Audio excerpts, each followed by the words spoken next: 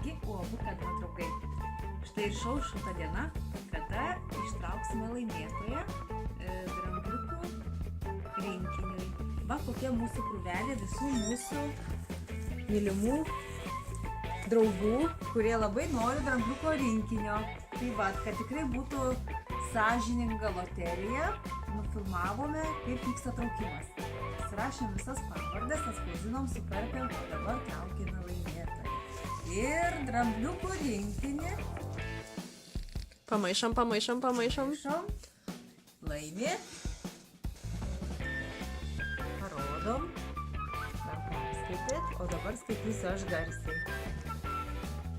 Tai bus Sandra Mikaitienė.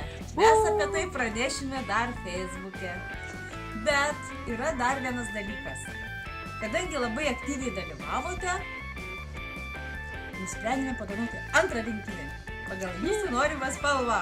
Dabar traukiame antrą laimingai. Maišom ir traukiam laimingąjį.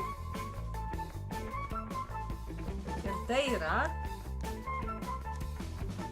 dabar paskaitysiu, tai yra Loreta Volodkevičiūtė. Sveikiname nugalėtojus. Nenorėjusius, bet labai norėjusius laimėti.